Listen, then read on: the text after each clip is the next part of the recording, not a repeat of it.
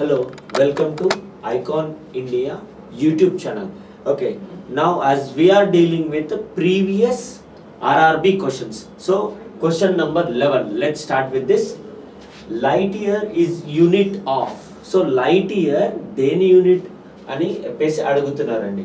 So the thing is most of the people try to go with time. So time అని ఎందుకు select చేసుకుంటారండి?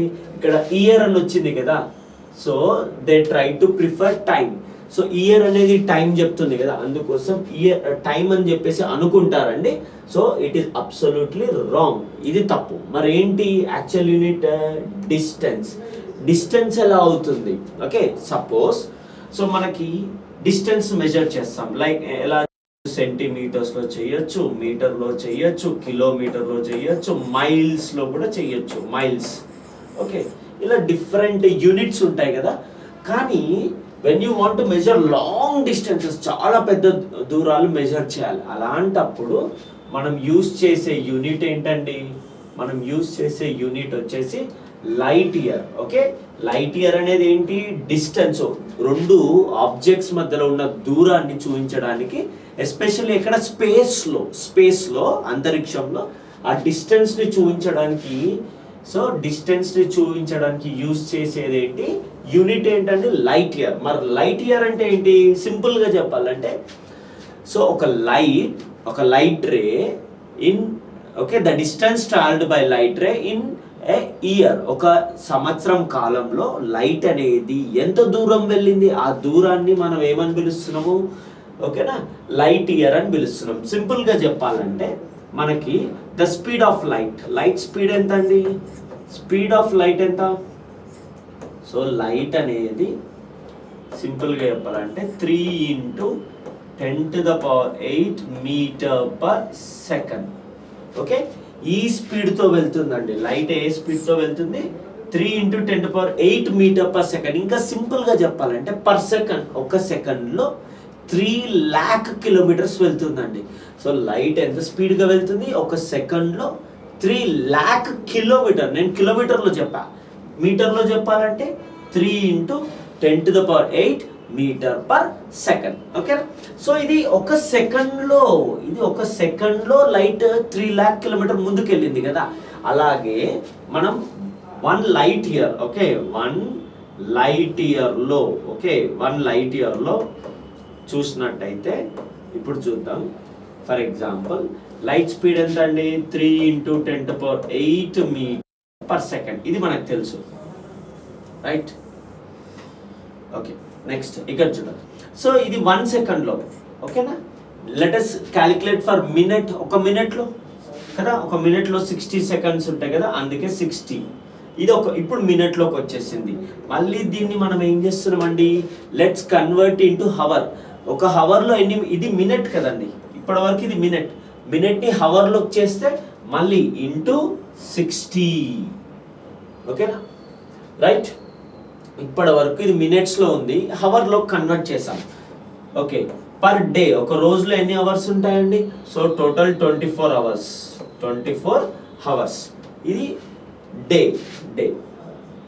Hours. ఒక డేలో ఎన్ని అవర్స్ ఉంటాయి? 24 hours. అలా మనకి ఇయర్లో ఎన్ని డేస్ ఉంటాయి? ఒక ఇయర్లో ఎన్ని డేస్ ఉంటాయి? జనరల్లీ వి కన్సిడర్ యాజ్ 365 అనుకుంటే, so what ever you get the answer, ఈ ఆన్సర్ చేస్తే మనకు ఒక వాల్యూ వస్తుంది కదండి, దాన్ని మనం ఏమని పిలవాలి? Light year. ఇది ఎప్పుడు వచ్చిందండి? 2021లో వచ్చింది, అది మర్చిపోవద్దండి. ఈ వాల్యూ వచ్చేసి 9.461 × 10⁻12 కిలోమీటర్స్. ఇది కిలోమీటర్స్లో ఉందండి. Okay, so let me example. Now let me convert this as, just a minute, 9.61 × 10⁻15 meters. Okay, ఈ దూరాన్ని మొత్తాన్ని మనం ఏమంటున్నామండి? ఈ మొత్తం దూరాన్ని మనము ఒక లైట్ ఇయర్ అని చెప్పాలి. ఓకే, లైట్ ఇయర్ వాల్యూ ఎంత అండి? ఓకే, ఒక లైట్ ఇయర్ వాల్యూ ఎంత? 9.461 × 10⁻, మీటర్. అంటే లైట్ ఇయర్ అనేది డిస్టెన్స్ని మెజర్ చేసేది. ఓకేనా, right. Next light year is the unit of, so ఇందాక మనం ఏం డిస్కస్ చేసాం, లైట్ ఇయర్ మళ్ళీ ఇక్కడ చూడండి 2014 రైట్. లైట్ ఇయర్, లైట్ అంటే లైట్ ఇయర్ అంటే ఏమని చెప్పాను నేను, okay, in 1 year what is the distance travelled by light, ఒక సంవత్సరం కాలంలో లైట్ ఎంత దూరం వెళ్తుంది, ఈ మొత్తం దూరాన్ని ఏమనాలి, లైట్ ఇయర్. ఓకే, లైట్ ఒక సంవత్సరం కాలంలో ఎంత దూరం ముందుకెళ్తుంది, అప్పుడు దాన్ని లైట్ ఇయర్ అంటాం. అంటే ఇది దూరానికి సంబంధించింది, కరెక్టా. ఇక్కడ చూడండి, మనం కన్ఫ్యూజ్ చేయడానికి టైం ఎందుకు ఇచ్చాడు, ఇయర్ ఉన్నందుకు టైం. స్పీడ్ ఎందుకు అన్నాడు అంటే లైట్ వెళ్ళే స్పీడ్ అనే కాన్సెప్ట్లో ఉంది, అలా కన్ఫ్యూజ్ చేయడానికి చేస్తున్నాడు. బట్ రైట్ ఆప్షన్ ఏంటండి, టైం. Okay, distance. ఓకేనా, right. Okay, so what is the SI unit of power of lens.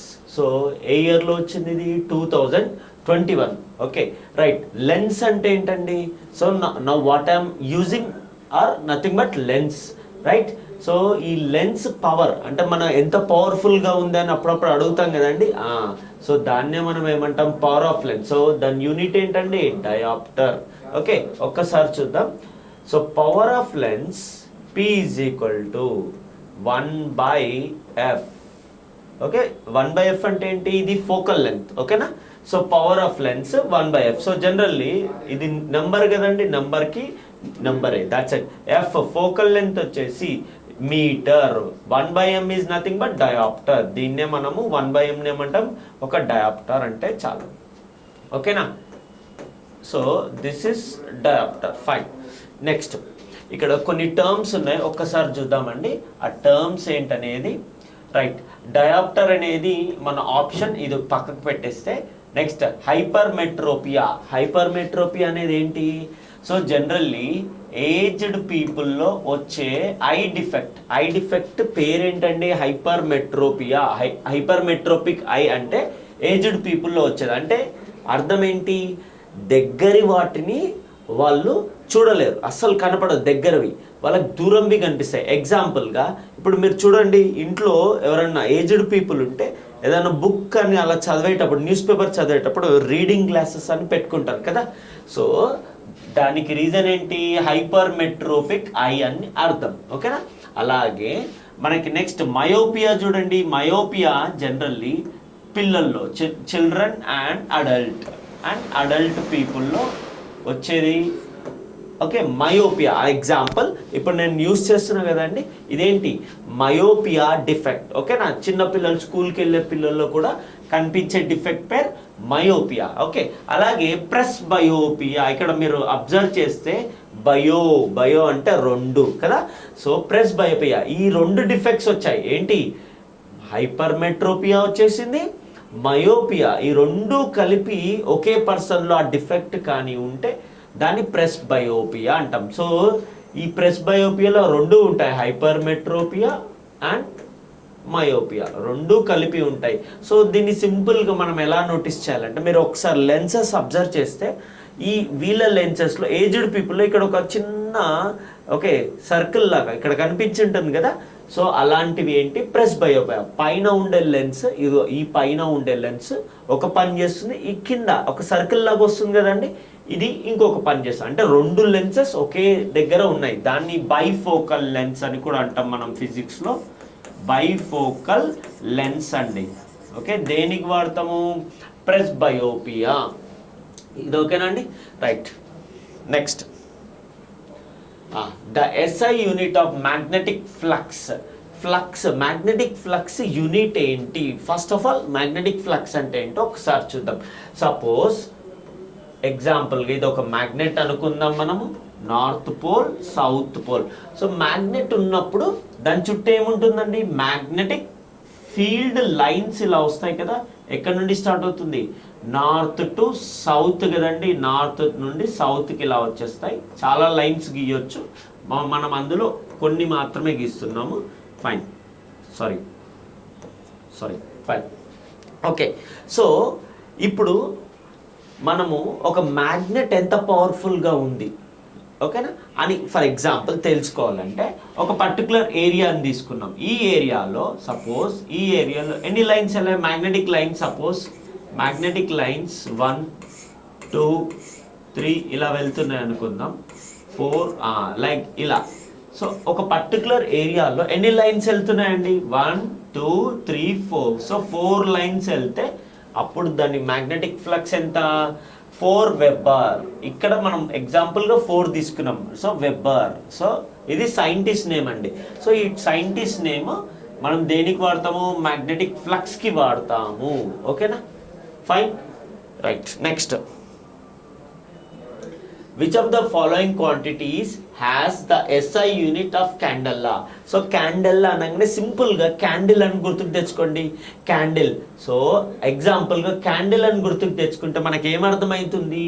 So it is example for what? Luminous intensity. అంటే ఎంత బ్రైట్గా ఒక ఆబ్జెక్ట్ అనేది ఉంది. ఫర్ ఎగ్జాంపుల్ ఒక బల్బ్ తీసుకున్నాం, ఆ బల్బ్ ఎంత బ్రైట్గా ఉంది. ఓకేనా, ఫర్ ఎగ్జాంపుల్ సన్లైట్ ఉంది, సన్లైట్ ఎంత బ్రైట్గా వస్తుంది. అలాంటివి మెజర్ చేసేటప్పుడు, ఓకేనా, అలాంటివి మెజర్ చేసేటప్పుడు లుమినస్ ఇంటెన్సిటీ. లుమినస్ అంటే ఏంటి? లైట్. సో లైట్కి సంబంధించింది. క్యాండెల్లా, క్యాండిల్ అలా గుర్తుపెట్టుకోండి. So then we can get with this. Next, so the rate of doing work is called power. The unit of power is, so ఇక్కడే ఇచ్చాడు మనకేంటి పవర్ అంటే? Power is equal to rate. Rate అంటే ఏంటండి? Time. Rate అంటే time. Okay, time. Rate అంటే time అని చెప్పావు. Of doing work, so work upon time. Power అంటే ఏంటి? Work upon time. వర్క్ని జనరల్లీ దేంట్లో చెప్తాము? జౌల్స్లో చెప్పొచ్చు కదా. టైంని second, joule per second. Okay, sorry, joule per second అని తీసుకోవచ్చు. ఆర్ ఎల్స్ దీన్ని ఏమనొచ్చు?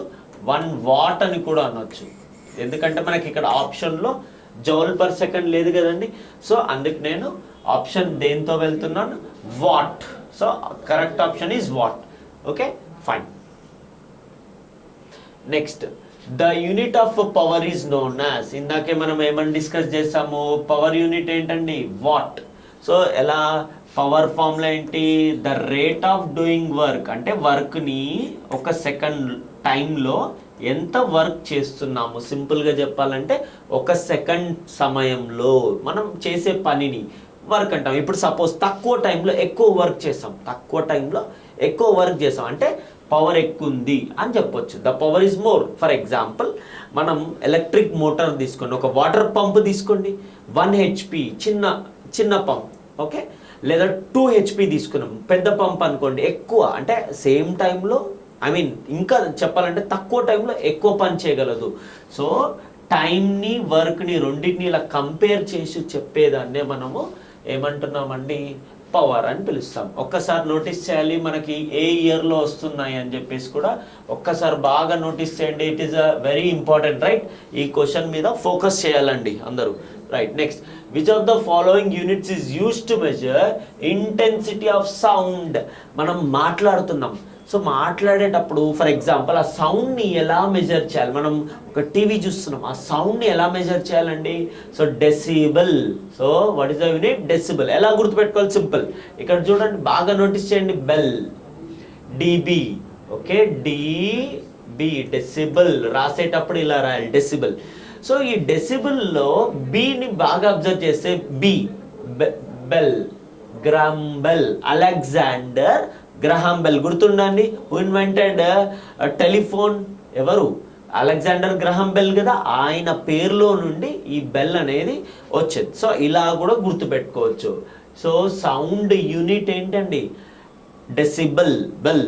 ఓకే, అలెగ్జాండర్ గ్రహాం బెల్ పేరు మీద ఇలా గుర్తుపెట్టుకుందాం. Next, so unit used for measuring sound is. ఇందాకేం డిస్కస్ చేస్తాం? సౌండ్ని దేంట్లో చెప్పాలి?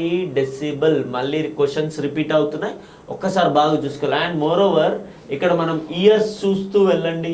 సో ఏ ఇయర్లో ఎన్నిసార్లు రిపీట్ అవుతుంది, క్వశ్చన్ ఎన్నిసార్లు రిపీట్ అవుతుంది కూడా మనకి ఇంపార్టెంట్.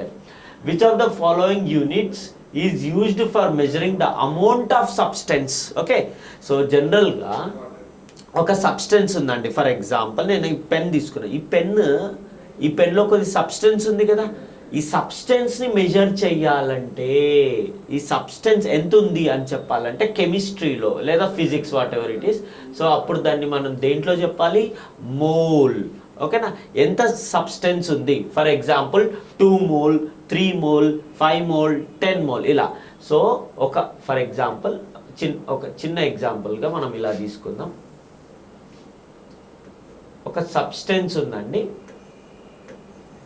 ఇప్పుడు ఇందులో లెటస్ సే 2 స్టిక్స్ ఉన్నాయండి. 2 స్టిక్స్ ఉన్నాయి. ఓకే, ఇందులో ఎక్కువగా పదార్థం దేంట్లో ఉందండి? సో ఇది పెద్దగా ఉంది కాబట్టి it should be made up of lot of substance. అంటే ఇందులో పదార్థం ఎక్కువ ఉందిగా, సబ్స్టెన్స్ ఎక్కువ ఉంది అంటే ఓకే ఎక్కువ ఉందని ఎలా చెప్పాలి? ఒక యూనిట్ ఉంటుందిగా, ఆ యూనిట్ ఏంటండి? Mole. Okay fine. Next, what is the SI unit of amount of substance? Amount of substance ఇందాక మనం ఏం డిస్కస్ చేసామండి? మోల్. ఓకేనా fine. Next, the SI unit of weight. Yes. So జనరల్గా బాగా అబ్జర్వ్ చేయండి. ఈ క్వశ్చన్ చదవగానే అందరూ ఈ ఆన్సర్ నాకు తెలుసు, ఈ ఆన్సర్ నాకు తెలుసు అని చెప్పేసి మనం ఏం చేస్తాము?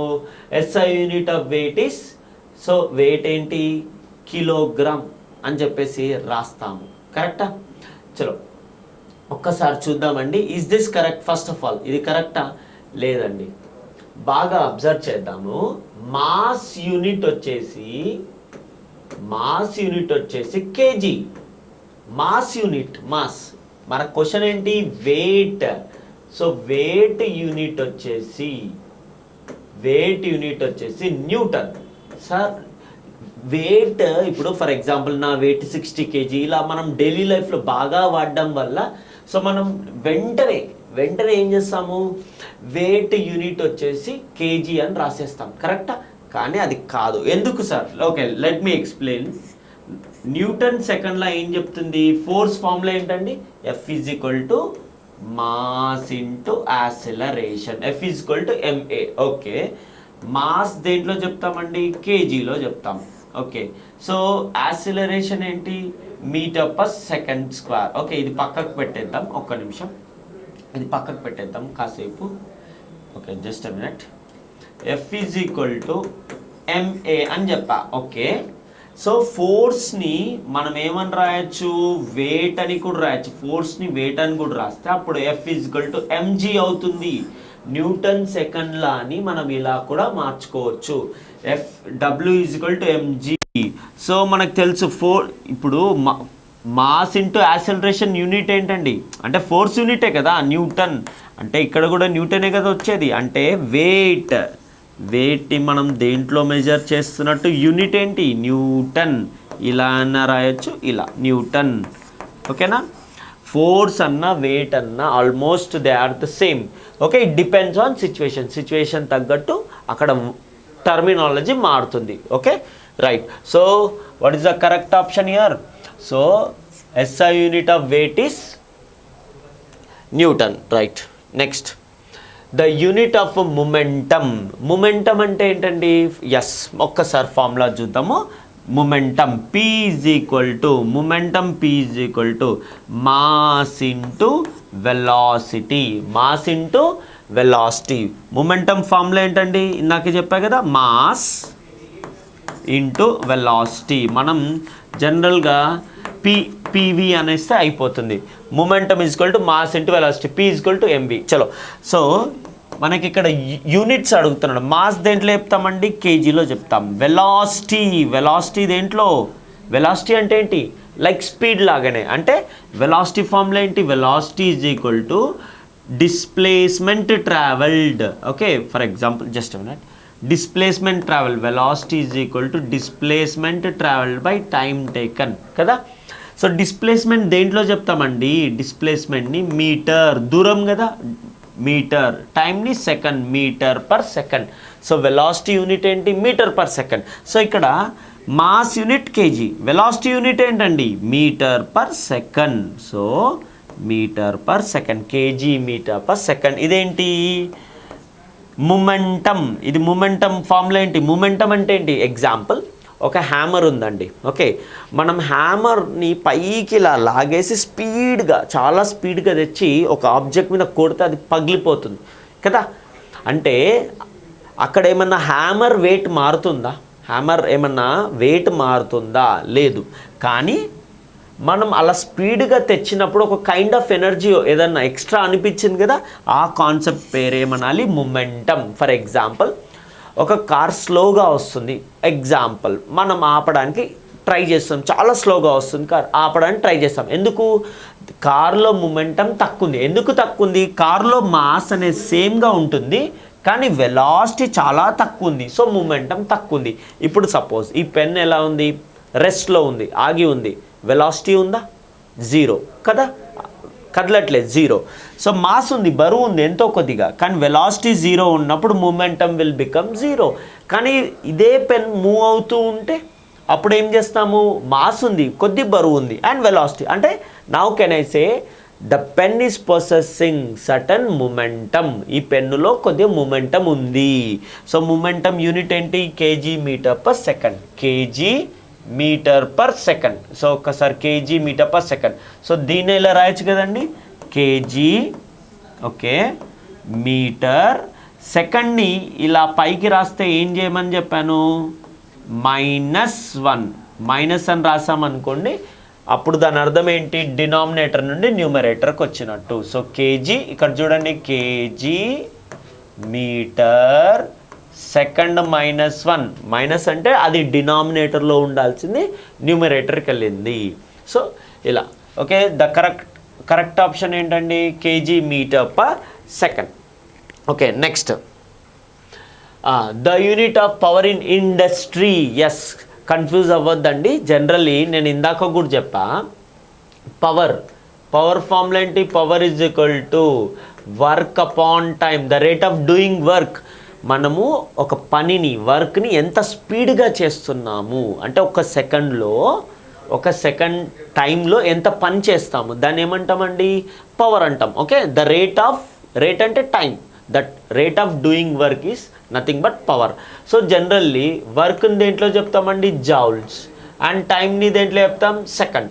సో దీన్ని మనం ఏమంటాం, వాట్ కదా, జౌల్ పర్ సెకండ్. ఒక సెకండ్ టైంలో, సపోజ్ 1 సెకండ్ టైంలో 1 జౌల్ పని చేసామనుకోండి, అప్పుడు దాన్ని 1 వాట్ అని పిలుస్తాం కదా, 1 వాట్. ఓకే, ఇది generally SI unit of power. Okay, but ఇప్పుడు జనరల్లీ మన ఇంట్లో, ఓకే, ఇంట్లో commercial purpose unit of power ఏంటండి, కమర్షియల్ పర్పస్. ఇందాక వీడియోస్లో కూడా చెప్పాను, దీని యూనిట్స్ వచ్చేసి కిలోవాట్ అవర్ అని చెప్పాలి, kilowatt hour.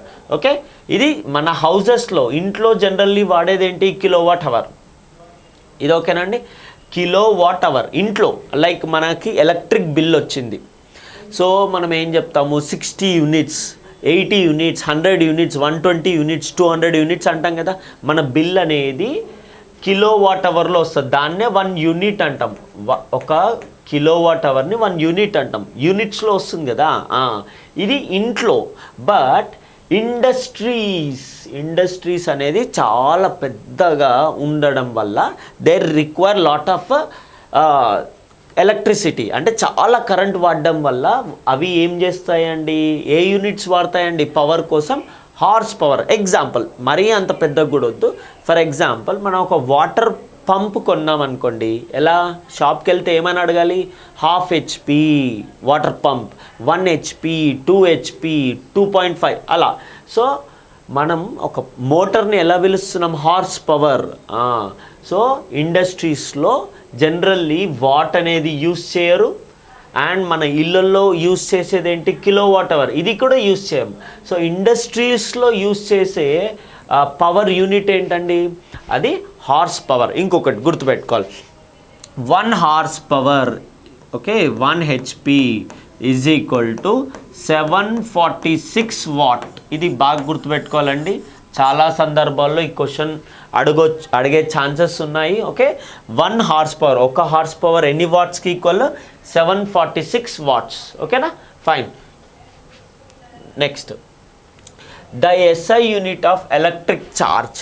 So electric charge SI unit ఏంటి, ఛార్జ్ యూనిట్ అండి coulomb.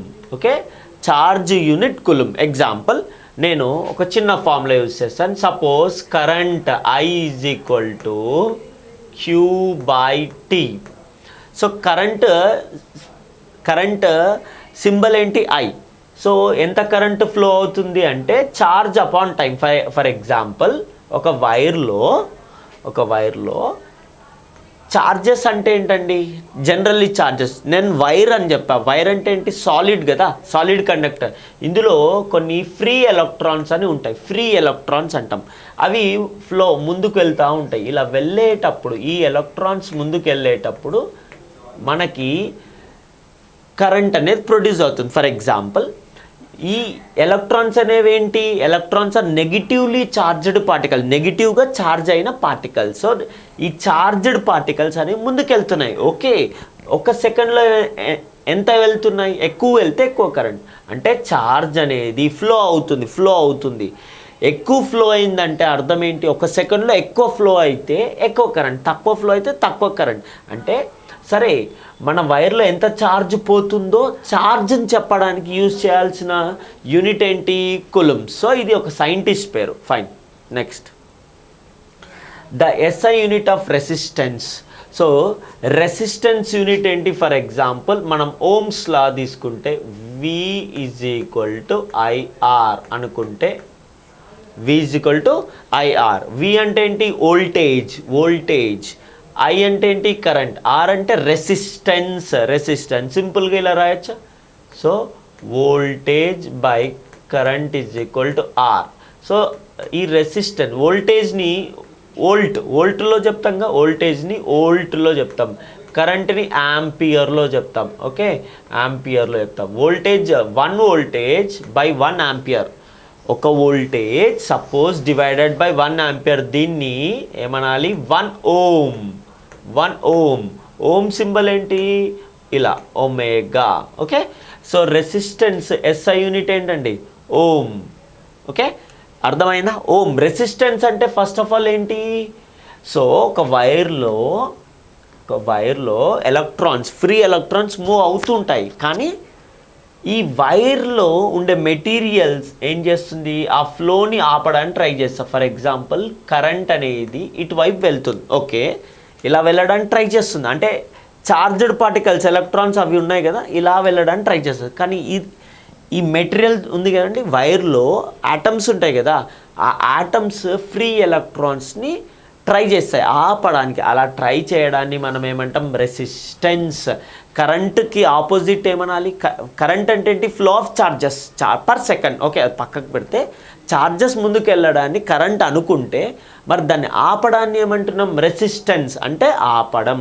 Okay, next, ohm is the unit of which physical quantity. ఇందాక మనం ఏం డిస్కస్ చేసాము, ఓమ్ వచ్చేసి రెసిస్టెన్స్, కరెంట్ని ఆపేదాన్ని ఏమనాలి, రెసిస్టెన్స్. సో రెసిస్టెన్స్ యూనిట్ ఏంటి, ఓమ్. అంటే కరెంట్ని ఎంత ఆపుతున్నాము మెజర్ చేయాలంటే యూనిట్ ఏంటి, రెసిస్టెన్స్. ఓకేనా.